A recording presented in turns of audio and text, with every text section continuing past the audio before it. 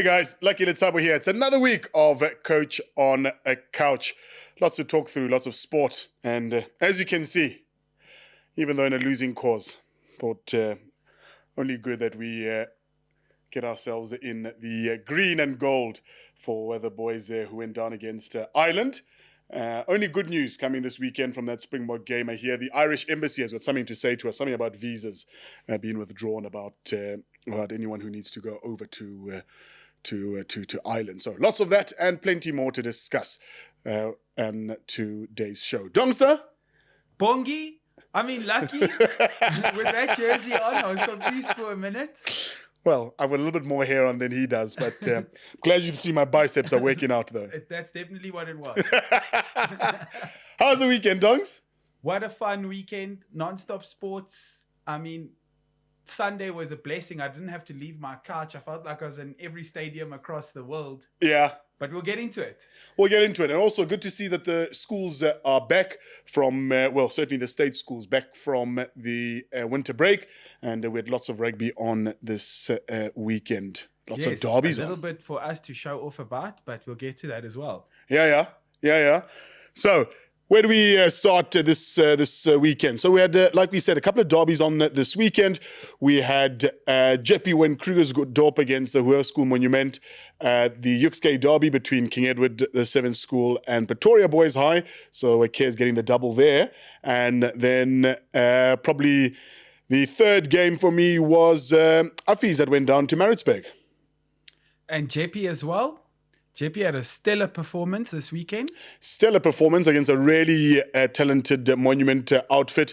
You know, it's always interesting seeing those games because you look at a Cares, a Jeppe, a Monument, and a Noordheuvel. Those are primarily the four schools that would make up your provincial rugby side. So it's always interesting to see them go head to head as opposed to, you know, some of those players that were selected in those youth weeks. So bit of a grudge game that, and especially the head coach of Monument is the Craven Week coach as well. So just to see, you know, these oaks that you chose here should have been there.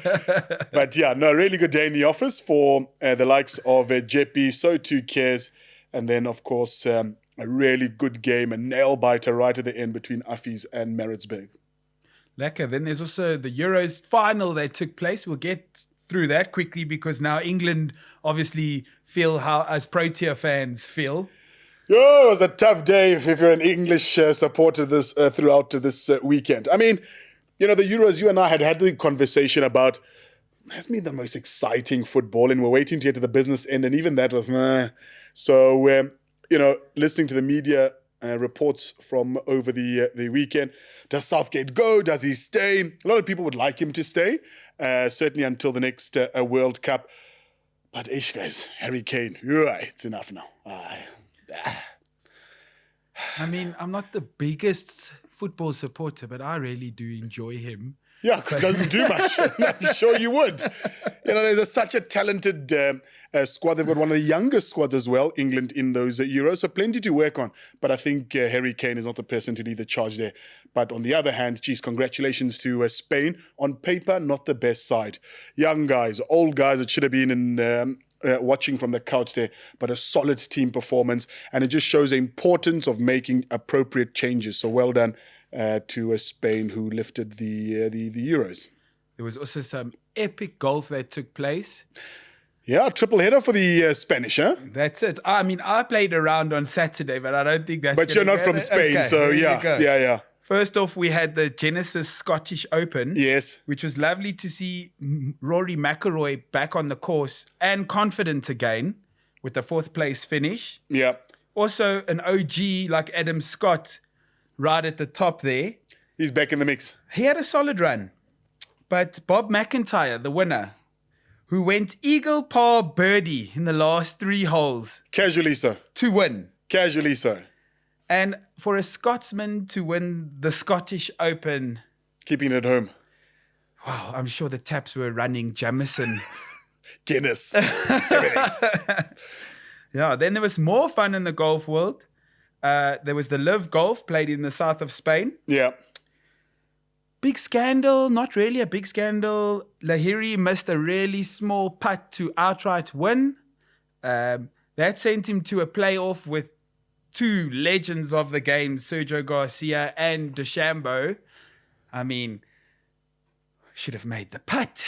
Should have made the putt. We'll actually have a look at that up on the screen a little bit later to just see, because it was just unbelievable. It's Unbelievable. Just too short to say. They then went into a playoff, and in the first hole, Letshabo falling out, and then the second hole and the last hole was between Garcia and Lahiri. Lahiri fluffing another chip. It just shows you the nerves. I mean, all these guys are great. It's just who can control their nerves. Spanish Sergio Garcia pulls through and takes the W. Takes a W. So that was a second on the map for Spain. And then a third, obviously, those that favour the strawberries and cream.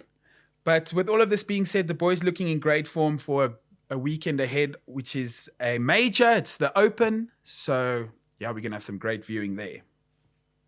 Then the third Spanishman. Yes, strawberries and cream. Oh, wow. Lucky. Yeah, against Djokovic, one of the greatest to ever do it. What a final. What a fixture. Alcaraz winning it comfortably. I mean, the thing that I want to say about that match is Djokovic being a true gentleman and sportsman, and at no point getting sour about the position he was in. It was almost humility. Like he was happy for the guy while he was losing, it just shows what an outstanding lad he is. So 3 out of 3 for the Spanish. Great weekend for them. England losing out in the Euros. Then they lost to New Zealand as well. Disallowed try right at the end. Cards flying all over the place. Yeah, it was just drama there down under. Okay, I also want to touch on that. So hold that thought, because let me get through the tennis. We had 2 first-timers in the women's final at the Wimbledon. Yeah. Which went to the Italian against the Czech. I mean, it was great. The big news is $3.4 million to the winner. That same payout was for men and women. So Alcaraz at 21 years old. Not sitting too shabby. I mean, retirement is looking closer than you could ever imagine. For you and me, not for somebody like that. I mean, he did the double because he won on clay and now he's won on grass as well. Grass. Lekker. And then something for local Gias. Yes. We also had the South African Grand Slam champion in the trophies at the Wimbledon. The ladies' wheelchair doubles final had South African and Japanese pairing. Yes. So Kgotatso Monjani there doing the business as she always does. Congratulations to her and her partner, bringing the trophy, half of it back home anyway. So it was wonderful to get a South African in the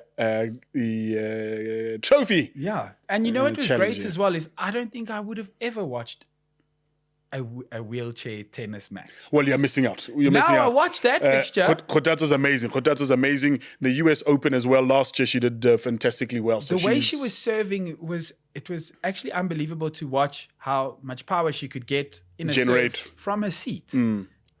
Takes phenomenal skill that. And then under 20s, we kind of just switched off after we lost to England, didn't we?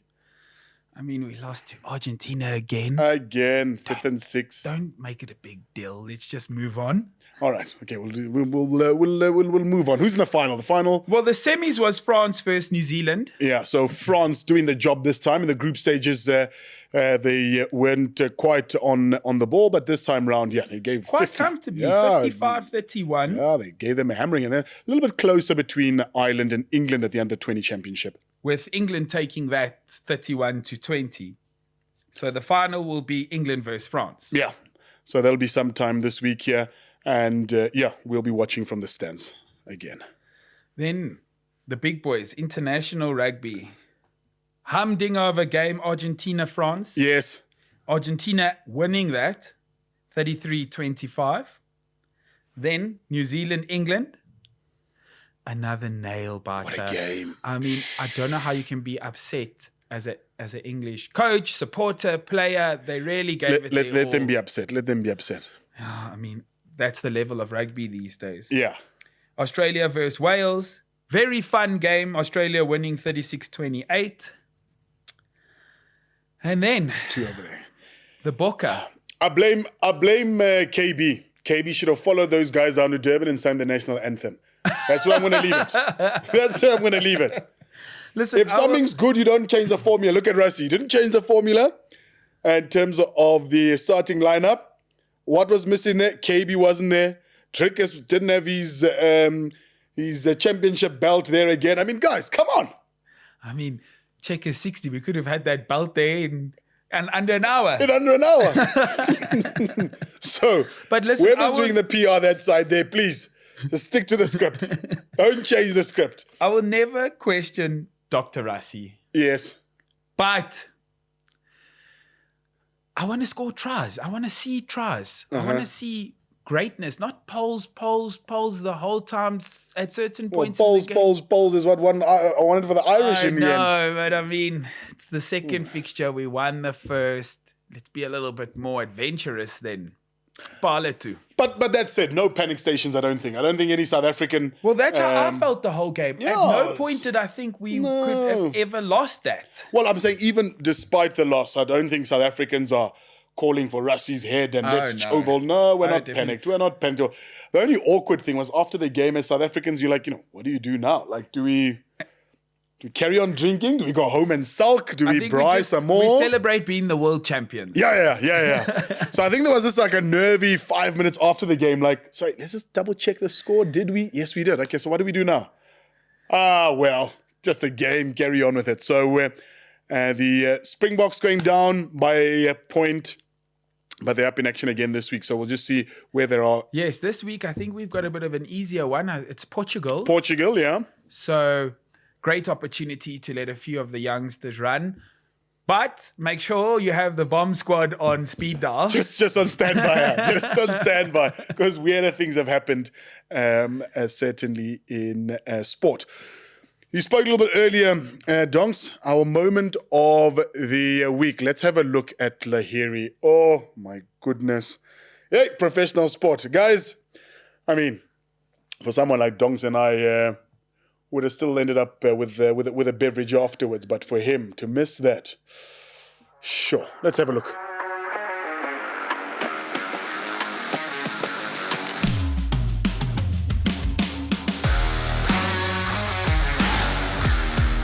Oi! They call that Miss the Rory McIlroy. I wonder why. Oh, my goodness. If you look at him, there's nothing else to do but laugh it off. You got to laugh at yourself. You got to laugh at yourself there. Oh, wow. That's the nature of the beast. That's sport for you. Hey, Dongster, let's see who we have on the couch this week. Got a really, really special guest. Let's have her on.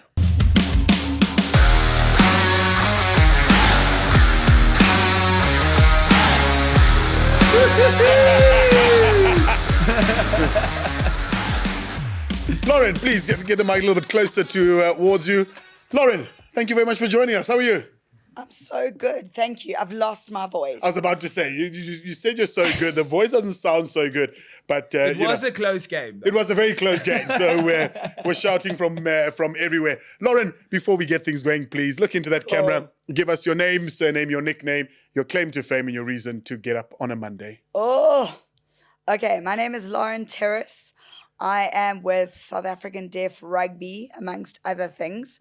My claim to fame is having a Portuguese kid ahead of this weekend. So let's see how that works. Okay. And a Portuguese husband. So let's see how that works. I've also got a father who played professional soccer for Morocco Swallows. So let's see how that works. And then my nickname, I've got two. So it's LJT or it's Terrace. LJT, explain. Lauren Joan Terrace. Okay. Or as Brian Abana says, Terrace with a fist pump. And I'm like, no, not really. We don't promote violence here on the show. And your reason to wake up on a Monday, Lauren? To take my kid to school on a Monday. So it's not that glamorous. Reason. That's a great reason. But thank you very much for making the time. I do know that we're meant to have you a little bit earlier onto the show, but we couldn't have you. So I'd really appreciate making the time. So, awesome. Lauren Terrace. Yes. On paper, you are brand manager, comms, PR specialist thing. In reality, you make sure the rugby goes every weekend. Where did it all start for you? So So, a little bit of a funny story, if I'm honest with you. So I started working with Canterbury as a retail client. Okay. So prior to going on my own as Terrace Comms, I used to work in media. So I worked for Media 24. And for anyone who's old enough to watch the show, it was something called Touchline Media, which was like your Men's Health and Shape magazine. So that's what I'm saying. No one watching. No one knows is what a that magazine old. is anymore, yeah? Exactly. And so when I left working in magazines and I worked as a marketing manager in magazines, I then decided to start on my own. And my clients were like Woolworths, which was bloody lacquer. And The then, food or working with them? No, working with them, doing the okay, events. okay. So like Woolworths World of Difference. And then I launched Country Road and I launched Trenery and then another brand that they had, Zebra, but that bloody left very quickly. And then eventually Canterbury came to me and they were like, oh, can you work with us? And I was like, oh, cool. And it was retail, proper retail. And one day they were like, oh, we've got our 1 year left on our contract with The Springboks. with the Springboks. And can you help us for the last year, basically, to get rid of the jersey sitting in a warehouse? And so we came up with this campaign called the Shirtless campaign, which was super cool. Makes sense, yeah. Leon Schuster, shirtless. Nick Mallet, shirtless. Roxy Berger, shirtless. Hey! Bailey All right, Schneider. you got Dino's attention now. Shirtless, exactly. And anyway, we ended up launching this campaign, and basically everyone had to claim to go shirtless on a Friday, so book day, until the jersey was launched.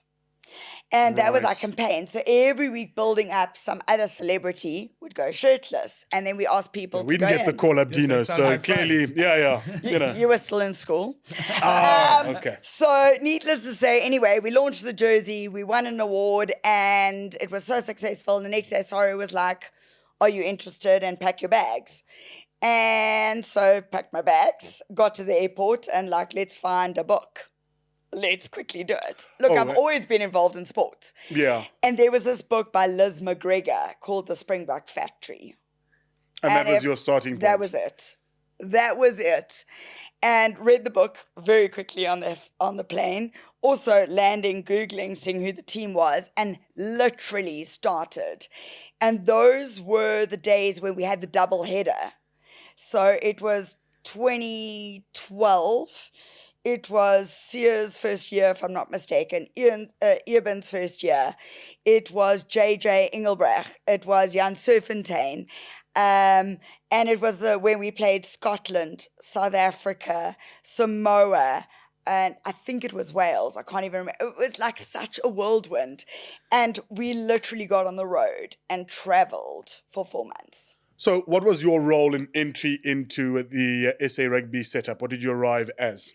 So I looked after fan engagement. So how do we get fans really into this? So signing sessions, the mascots that ran on the field, school assemblies, how we took the guys. Were you the one responsible? What is that promo?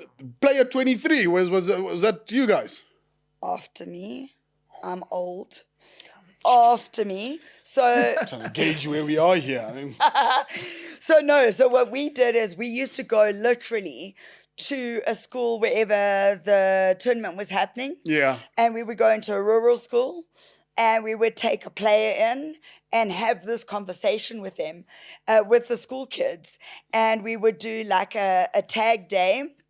And then the kid that was in charge of the tag day, but also the kid that answered the questions, got to be the mascot. Right. Geo Aplon. And that's a story I have to tell. Okay. So it's not Geo, just, Geo, as he tells you, from a small town in Houston. So I can say this because my dad's in Amanas. But we got him on a stage, and this kid literally got in my car. So we would drive and do this, and he got in the car, such a quiet guy, but such like presence and amazing. And he got in the car and I was like, oh God, this is my first assembly. This is going to go down like a lead balloon. And we have the media there and, we go in. And he literally got on stage and he said, and he blew me away. And to this day, he's probably one of my favorite players. And he said, if you're going to be a rugby player, be the best rugby player you can be. If you're going to be a lawyer or a doctor, be the best lawyer or doctor you can be. Because I come from a small town, so Houston has about 4,000 people, and I think at that time he was over-exaggerating. He said, if I can do this, you can do this. And he really caught everyone, and I was like, wow, this guy is freaking amazing. And that became our journey. And then it became after that it became this joke in the Springbok squad that if you're going to come to an assembly, best you raise your game. Oh, because that's the standard has been set there. It was set. Jeez. So that's your genesis into the South African rugby. How then do we fast forward into 2022? You're the vice president of the South African Deaf Rugby Association. How? Where did you pick up those guys for? How did you land where you are? Where did your involvement start with the Deaf Rugby Association? So complete default again. So everything I've ever had has been default in rugby, which I believe is you are where you are because you're supposed to be.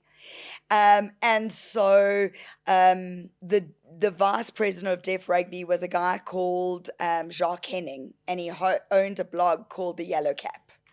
And he was totally world-renowned as the Yellow Cap. And he actually used to be an editor for Supersport. And he passed away, unfortunately, during COVID. And he was a dear friend of mine. And at his funeral, I helped his late wife, with the media. And I said, I will keep his legacy alive. My idea was to buy his blog post. That's an easy option. But then the president of Deaf Rugby at the stage said, well, you want to keep him alive? Take over his role as Deaf Rugby. Wow. And I thought, okay, well, that's lekker. Not a lot of work. Anyway, 3 years later, a lot of work, but freaking rewarding and super, super cool. So it seems like this role is a lot of fun. So how do you balance having all this fun and then still getting your message across? Because your message is obviously marketing of the sport. So again, once you're involved, so when I started with Saru, everyone knows everyone. So literally started with Saru, then I picked up with Francois Pienaar Varsity Cup when that had just begun. Then I got involved with Tian Strauss on Premier Interschools, which I'm still on my 10th year this year. Wow. And so, this industry is small. This industry is incredibly small. And being a woman, it's even smaller. So, with Deaf Rugby, it's been challenging. It's been amazing. But I think we've been successful because of all the years of all the people that's involved. So we went to the World Cup in Argentina last year. We had Peter de Villiers as our coach. Okay. Coach Wow. Peter V. PDV, back in the mix, huh? Peter Fourth V. place finish at the World Cup. Exactly. And then again, a really strange story. So we didn't have money. So we had to leave literally the day before the tournament started because we didn't have money to stay in Argentina. Incur any more costs, yeah. And our team had never got together to play. Anyway, we get on the flight and delayed. Oh. Then we get on the flight again, cancelled. And we get off the flight and it's Easter weekend. So there are no more flights. I've now got a team of deaf. Our translator couldn't come because he got declined his passport. Oh, so here goodness. we're all doing charades, basically. But we're all in these neon training tops that Sari gave us. So like proper neon at the box wall. So like there was no one on this plane who didn't know who we were. At least you could keep together because Exactly. spot the neon tracksuit. And then George Durnley was on our flight. So George Durnley played Bafana. And him and I used to work at Touchline Media. So we get off the plane now, all disembark. We don't know how we're going to get onto another flight. And George was like, don't worry, I've got you. And I'm like, here's my defender. And literally, you got off the flight, had to get our luggage, and there's counters. And I held all counters, and there he is also holding a counter for us. And he's dying to go to Amsterdam because his tickets got cancelled for COVID and whatever. And he's like, I've got this. He is now tweeting the Minister of Sport, Saru, saying, you guys have to get them on a flight. And there's George Durnley, literally holding it back. So it was hysterical. So we got on the flight the next day. We had to fly to Dubai, so across Africa, back. 2 short left, back again. Back to, jeepers, I can't remember the country. And then on to Argentina. We arrived with 2 hours to our first game against Australia. With a team that never played together. With a team who's never played together. What could go wrong? Quick, practice your lineouts on the plane. On the plane, yeah. Okay, who's the tallest guy? Okay, you jump. Oh, no, wait. And we've got photos, so I'll send it to you, with us getting to Argentina, but the local flight to Cordoba, there was nothing after 12 o'clock. So there we were, sleeping in the airport on our suitcases, taking watch, because, of course, we think someone's going to steal our luggage. I mean, we're in Argentina. I mean, South Africans, that's what we do.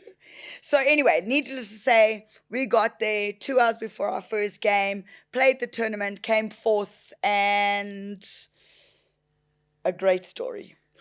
So what you're trying to say is, if we got on the flight earlier, if the Oaks just made 2 weeks before, and if the interpreter made on the flight, and if we didn't have a neon tracksuit, we'd be world champions. Sure. Boundaries to being a professional athlete, eh? Yeah. But geez, what an amazing story.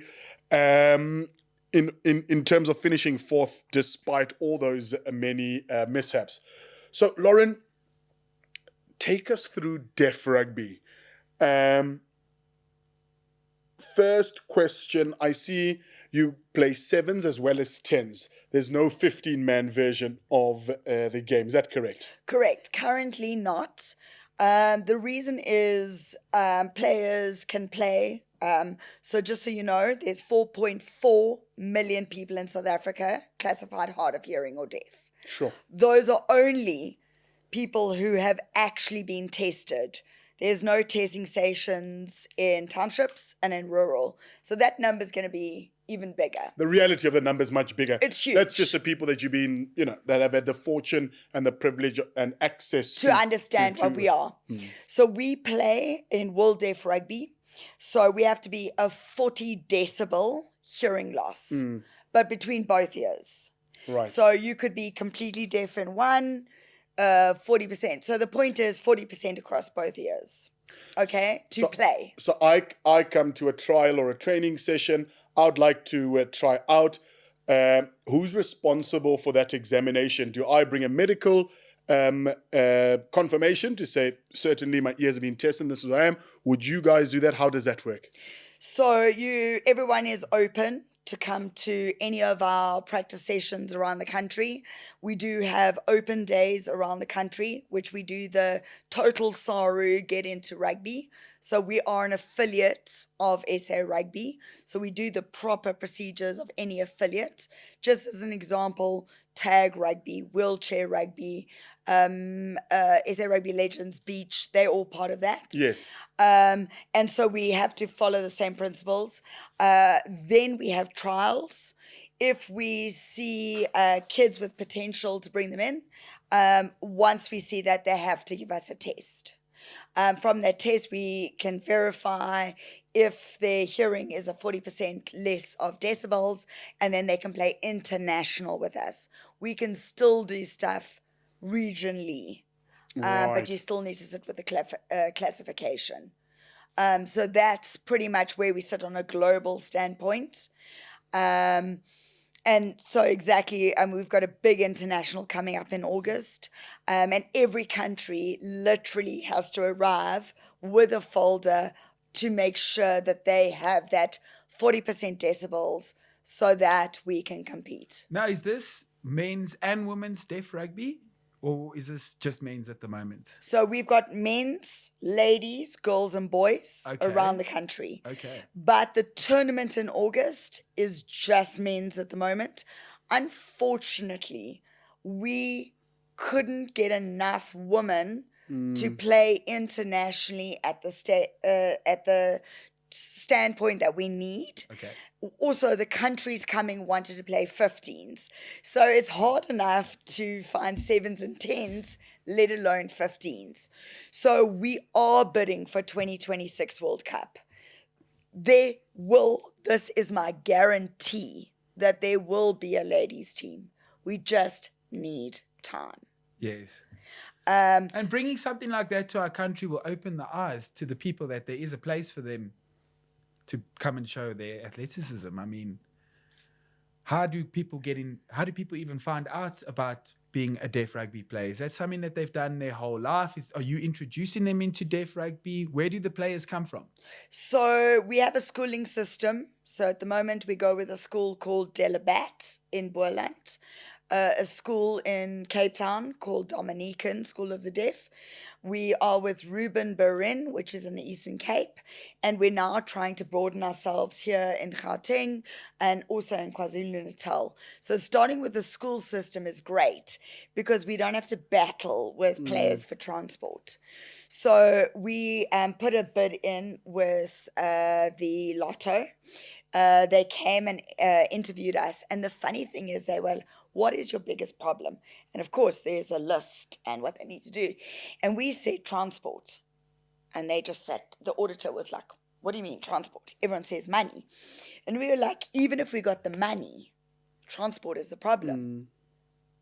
Sure. So I'm asking you to think of this. You've got a deaf player on a taxi. How does he talk to the driver? How does he know how much it is? And where does he know where his next stop is? Same with a bus, same as a train. How do they know where to get off? And this is your daily transport. I mean, to get to training, just to do anything really. Well, I guess just in life in general. And these are the things like Dino is saying that, we don't think about because we are not in that space. So it's wonderful that you're sharing this with us just so we can be aware and conscious of it. Because, I mean, the closest school for the deaf that we have is in Rosebank, St. Vincent's. St. Vincent's. Is in Rosebank. And I can just, the fact that you're saying, transport an issue. And now that you think about it, those challenges are there. So, transport, one. What are some of the other challenges that you are finding in your environment for the Deaf Rugby Association? So obviously language, let's be honest. So I think what everyone needs to understand is the deaf comes with layers. So you're born deaf, you become deaf, you are lucky enough to have a cochlea or a hearing aid or not. Some don't sign, some don't have a cochlea, some don't have a hearing aid. Sure. So how do we work this communication where there's not a standardized approach? To communication. Then talk about coaches. So you become a level 1 or a level 2 with World Rugby. None of level 1 and level 2 has deaf interpreting. Sure. So now how do you become a coach? Because it's not translated. So that becomes your next thing. So I always say to people, this has been the most phenomenal journey. But with every phenomenal journey, you have a high and you've got a low. Yeah. You learn. And it's so interesting for me because before I had a child, I would do this, Springboks on tour, Varsity Cup, Premier Interschools. I've worked with USA, I've worked with Israel, I have worked with La Liga. I've you get on a plane and do it. Now when people say to me, why do you do deaf rugby? You don't get paid, we're all volunteers. And it takes up more than half of my day, including weekends. Because I've got a 6-year-old who goes to school and tells people, do you know that the deaf can't listen to our music, but they can dance? Do you know that they watch a movie and they do this? My kid's not interested in a rugby ball. So this is a funny story. Peter de Villiers used to stay at my house once a month. Coach Peter used to be there, and he'd say, Tiago, we call him Tiggy, should we go throw a ball? No, coach, Not keen, eh? let's go bounce. Peter de Villiers, 65 plus, is bouncing on my trampoline. And you know what he said to me? Lauren, let him just enjoy it. You know, when I worked on Varsity Cup as an instant, I look at some of those players. So I'm an avid reader. I don't read books other than documentary or autobiographies. So like I said earlier, Liz McGregor, one of my favorite books, Corne Krige, Right Time, Wrong Place. You know, there's all these books that I love. And you look at this and for someone to say, you know what, Lauren is going to come.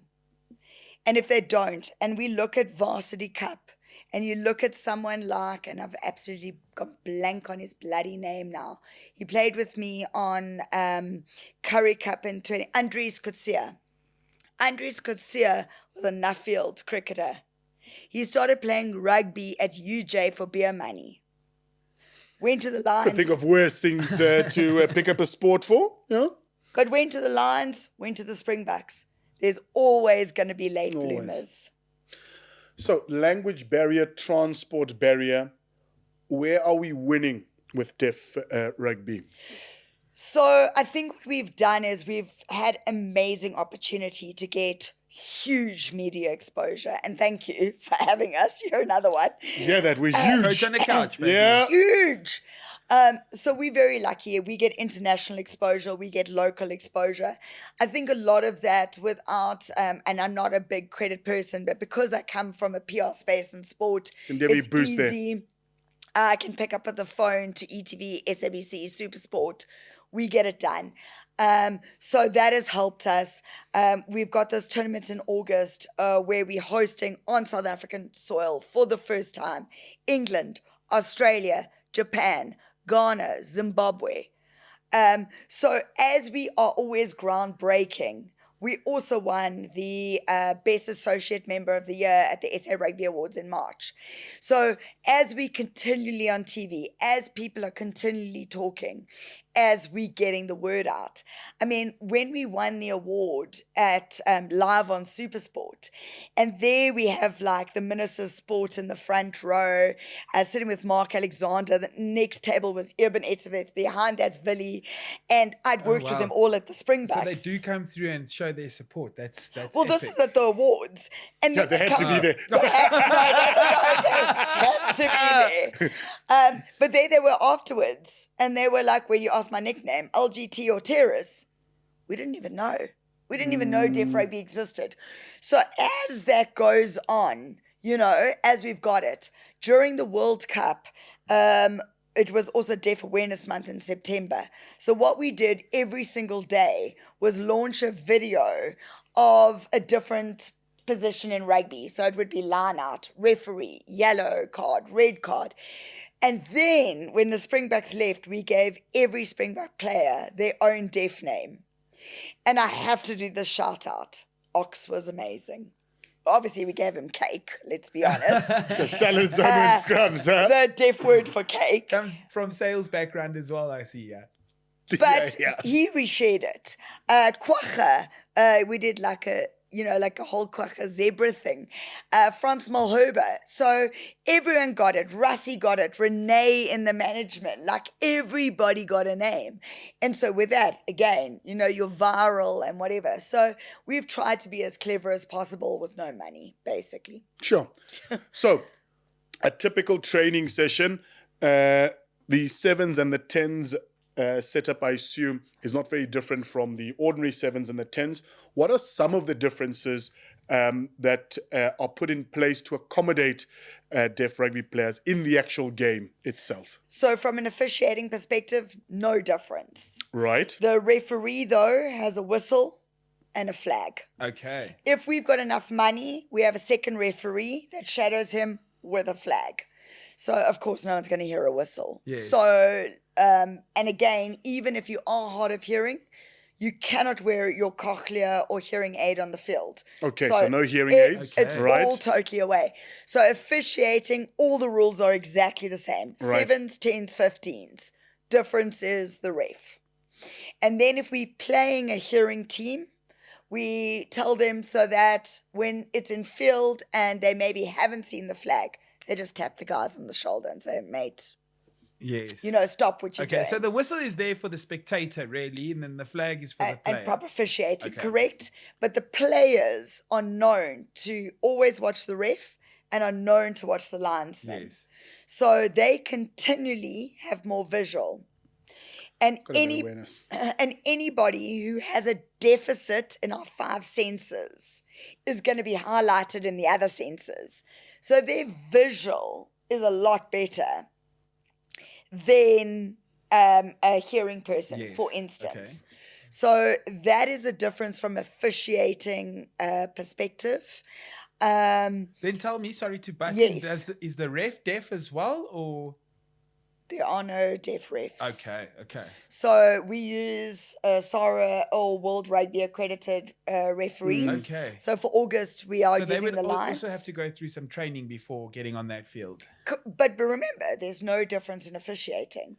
So all they have to Just do... be conscious of the flag. Correct. So we had a training practice, which is really interesting. Oops, sorry, Mark. With Piwe Nlomo, the Yes. new Head coach for the coach Blue for Bulls. head coach at the Blue Bulls Curry Cup team. Yes. Correct. But he was Blue Bulls school coach and I say, so we invited him to come with us. And it was hysterical. So firstly, top gent. Wonderful I'll love human him. being. I'm from the Eastern Cape. He's from the Eastern Cape. Okay. So kudos. So he came and he was so funny. And I know he's going to forgive me for this. So we got him to do a few drills. Listen to me, boys. Listen. I mean, we've got videos. And his agent is sitting behind and going, they can't hear you, So it was hysterical because he kept going, listen. Then he did his normal drills with them and we got someone to help him and interpret. And he had to change the whole way he coached because you coach from behind. In deaf, you have to coach from the front Okay. so that they can see you because they can't hear. They can't see your facial. So you now have to change the way you coach, which is interesting because in Gauteng, we've got a guy called Stevie Meyer, who's one of our coaches. So Stevie used to be with the Sharks. He played in France. Dick Muir does a lot of work with us in Western Cape, and it's all exactly the same. You've got to change it. So coaching is coaching. Just the approach. And the other thing is, every time we get CVs for coaches, and they go, but I'm not deaf. And I'm like, it doesn't matter. We have, now 12 official languages, deaf being one, but we have 11. You tell me there's a coach on any field in South Africa who can speak 11 official languages. Rugby's a language. So it actually makes no difference if you can speak. I just want to go back to the flags. So whether it be my referee or if my referee's a bit too far, like you said, in the perfect world, we've got 2 assistant referees or linesmen. They would put out a flag, and then is there a different color flag for each infringement, or is a flag just to alert the players that the whistle's gone, and then their job would then be to go back to the referee and see what signal or offense that they've committed? I would love to say it's that advanced. Okay. We're getting there. I Okay. mean, the fact that in September last year, we had to create rugby terms that's not even in the deaf language. It is where we're going. And so we work with the National Institute of Deaf, that they've adopted the sign languages that we created. And when we used it in September, which is international, we tagged England, we tagged Japan, Argentina. We are all figuring this out. And then tell me, is this deaf rugby a sport in the Paralympics? So unfortunately not. It has to be adopted by the Deaf Olympics. They have a different code, which is 50% hearing loss between both ears. Okay. So World Deaf Rugby hasn't adopted that because it takes out a lot of people that are classified hard of hearing out of it. And in order for it then to become that sport, it has to be adopted by numerous countries. So again, we're in the process. I'm hoping while I'm still around that we can see it. I'm all about a legacy. Yeah. I do this for a legacy. And I do something that my child will be proud of. So hopefully we'll get there, but it's going to take time. Okay. So then at the moment, what is the goal for Deaf Rugby? Is it World Cups? What championships is it? What is the goal for Deaf Rugby? So we do a championship. So last year was Argentina. Our hand up at the moment for the bid for 2026. Yes. Our bid is, so it's always sevens. Our bid in 2026 is including tens, never been done. We would love 15s. The problem is we still have to be governed by rugby, which is World Rugby. Now you want to take amateurs into a 15 setup where you can play once every 5 days. We don't have the money. And also just not there yet. I think in listening to what you have to say, sometimes we want the perfect picture right now rather than to build up slowly. And I love this approach of the Deaf Rugby Association. Let's get the sevens, let's get the tens, let's get ourselves to a platform where we've got a number of players, we've got officials and or support of the association in terms of a well-oiled machine before we want to then conquer that 15-man game. Would I be right in that assumption that we're just building slowly and getting ourselves to a point of comfort in terms of the development of the sport? Absolutely. So, from next year, we've got a tournament that we haven't played since lockdown, which is called the Stones Cup. It's our version of the Curry Cup. Right. So we will start that from April next year. Hopefully when we get funding in from either SARA or the department, they're ready, invest with us, but they were always for development. So hopefully that moves into that sphere. We've got Wales confirmed for next year. So our deal is that we have our version of the Curry Cup, the Stones Cup, with an international. And now that we've got 3 schools playing and doing well, it will be our version of the Craven Week. And so with that, for 2026, our world's our oyster. But like it is, Rome wasn't built in a day. Sure. Okay. So let's talk about the first weekend of August. Happening across at St. Stidion's College, just across in Bryanston. You are hosting a sevens and a tens tournament between those countries that you mentioned again: Zimbabwe, Ghana, Japan, Australia, England, as well as ourselves. And I'm assuming that not only do you want to put on a great tournament to show what South Africa can offer to our visitors and to the locals around, but hoping that this will also be a part of your bid for 2026 to say, hey, we can host such tournaments. Would that be on the ball? 100%. So we've been very fortunate. I do also sit on the board for World Deaf Rugby. So I'm a trustee, and I asked them very nicely. I hope this doesn't go global. Very nicely. Yeah, just Let's just hope 3 it guys doesn't. having a chat. So I asked for the bid to happen after this tournament so that we've got a beautiful case study. Yeah. We've got super sports schools coming on board. Oh, good on them. So we're going to be broadcasted. It is free for anyone to come and watch. I think it's interesting for people to come and learn. I think it's interesting to come and see what it's about. I think it's interesting to come and support something and learn. And so August is really, so 3 and 4 is our sevens tournament. And then 7 and 8 is our tens tournament.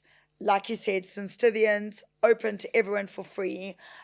Gates open at 9:30. Games start at 10. And come and see what we're about. Again, I'm just going to pull this to a side. Anyone who does come and watch, the only thing you need to learn. Oh, is that what we celebrate? When South Africa scores, Okay. Okay. and when you love them and you say, thank you. Thank you. That was going to be my next question. Have you learned to sign or some helpful hints on how to sign since your time there? So we've got the halala. Yes. We've got the thank you. Yes. So, no, it is so difficult. Yeah. And I'm trying. Okay. In between doing all this work. So it's been quite difficult.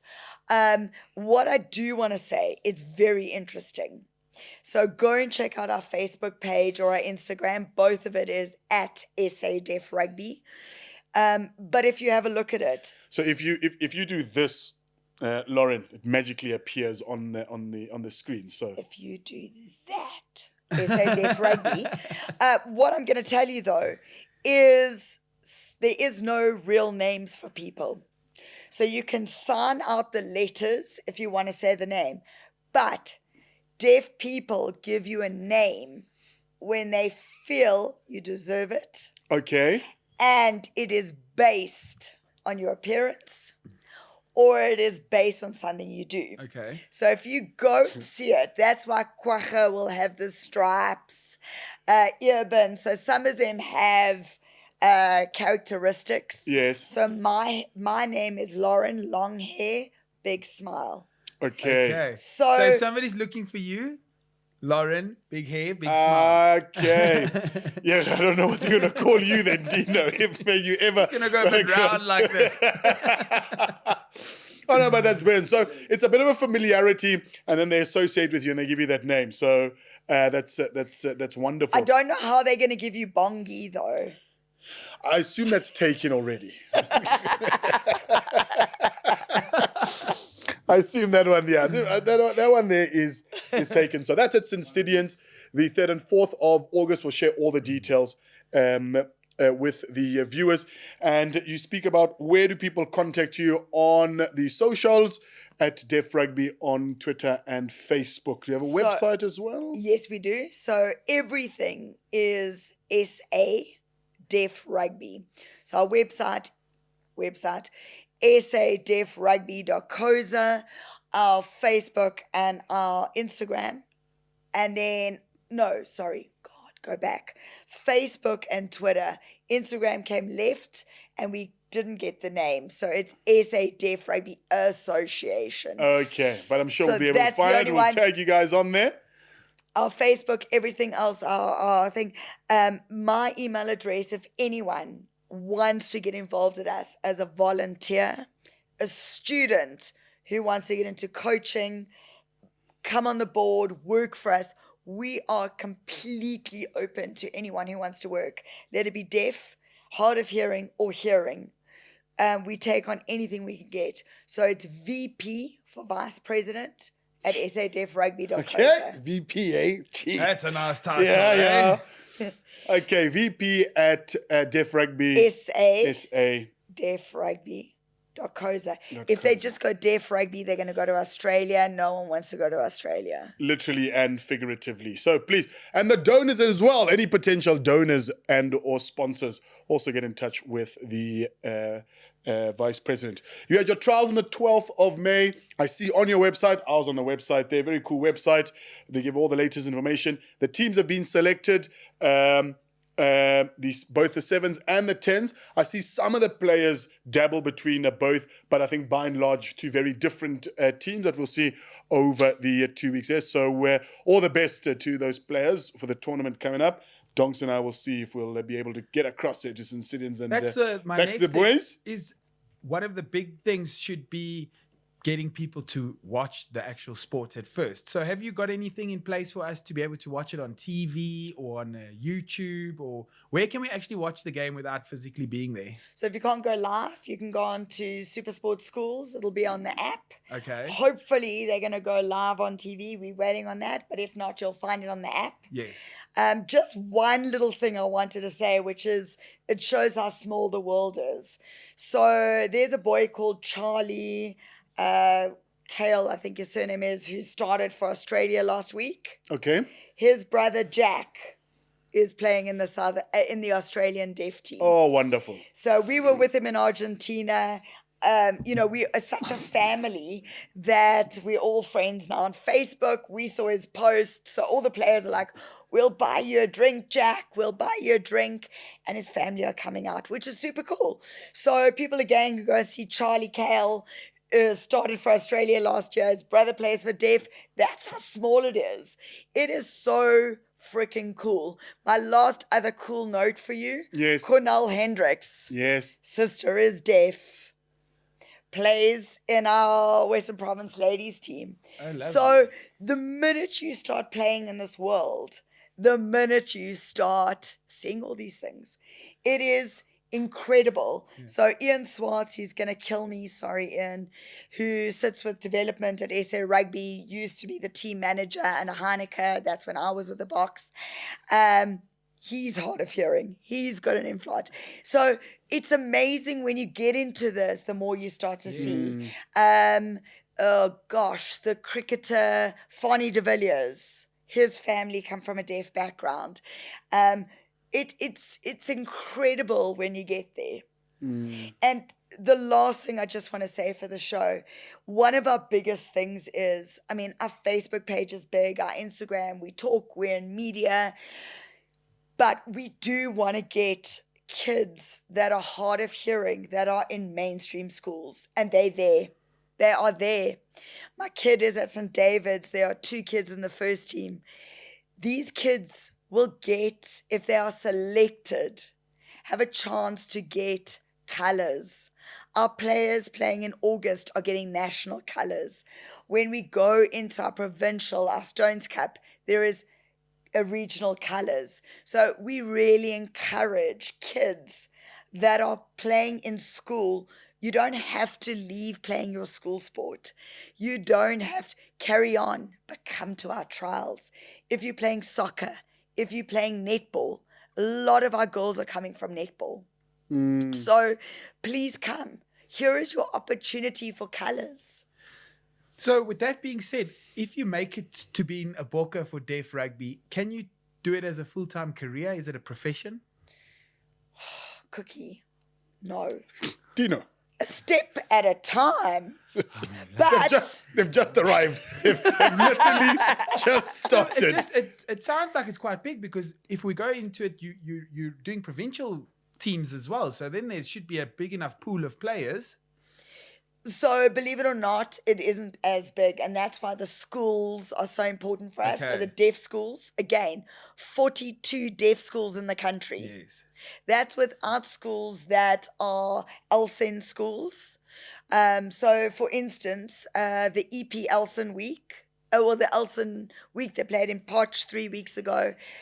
Pasha, who's in our team, for sevens, played in Elsen Week from EP, and they won. So the more we get it out. Yes. There he went from Elsen Week, winning from EP. They also had a battle to get their funding literally a week before.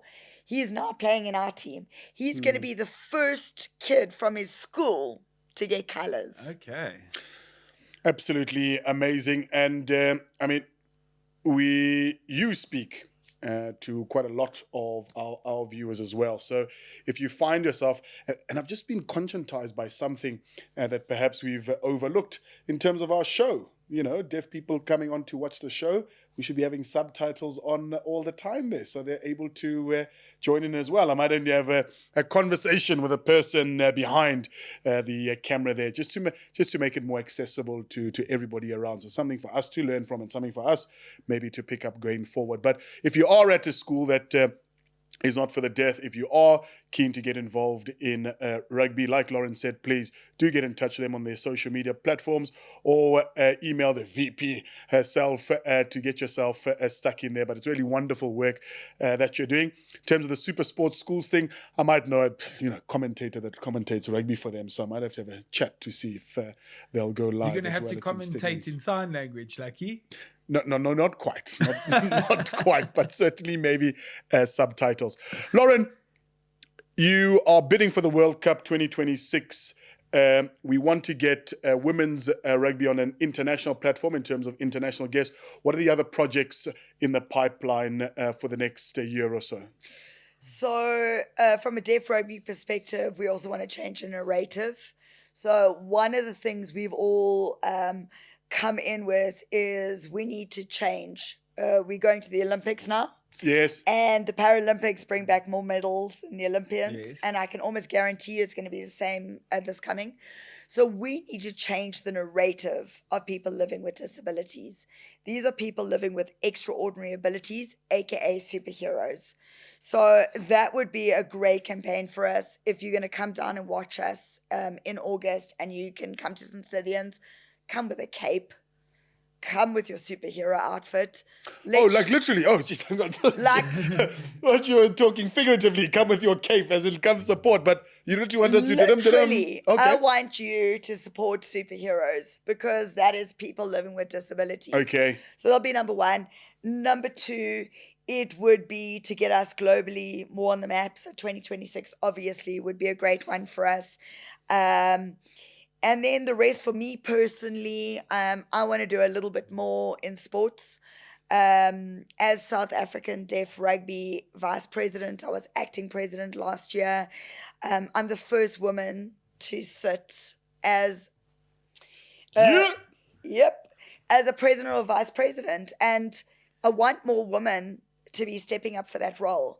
And I want more administrators to be accepting women. And it's not because we need to tick a box. It's because women do superhero things again.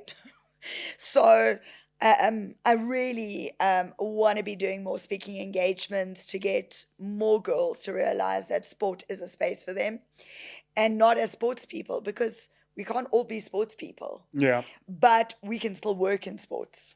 So we can be in coaching, we can be in administration, we can get into physio. There's so many things in the world of sport that is so freaking lacquer. You don't just have to be a Springbok or a Protea. So for me, it's important to make sure that women and girls realize that we have a space and that it's okay for us to stand up and we don't have to apologize.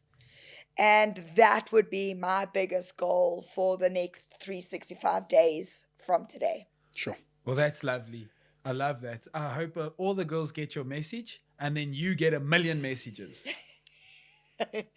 I see what you did there, Dino. But Lauren, absolutely wonderful work that you're doing. Please continue to be the vibrant, energetic person. You seem like you just don't stop. You just go, go, go. And unfortunately, in roles such as yours, you need somebody like that. And I think often thankless, but I hope you know that you really are making a difference out there. We wish you all the best, not only for the upcoming tournament, but in all your endeavors going forward. We'll look very closely at the preparations and the bidding for the 2026 World Cup. But yeah, thank you very much for being on the show. Well, folks, Zongsa, another week done and dusted. Gee whiskers. Who knew? So you and I have got to go find a Superman outfit somewhere. We got to go get deaf names, and we got to try and make our way across to St. Stithians in August. It sounds like a lot of fun. Maybe we speak to the Oaks at the back here and we get a camera involved. Yeah, just a showcase, huh? Showcase, spread the word a bit. Yeah. Not too shabby. Geez, the guys in the background have never worked so hard before. So we're having lots of conversations with them. Folks, thank you very much for all your interactions on our various social media platforms. Keep engaging with us. Keep letting us know which type of guests that you would like on the show. It really has been wonderful speaking to Lauren this afternoon. That's it for this week. Wonderful, wonderful show. The Springboks against Portugal coming up this week. And then probably Joburg coming to a standstill once again. King out of the 7th school up against JP High School for boys on the Reds Field, 44 St. Patrick's Road. That's where they'll be. So that's where you and I will be, certainly. Yeah, that's where we'll be. But folks, have a wonderful sporting week from our couch to yours. We'll see you next week. Thank you, guys. That was so...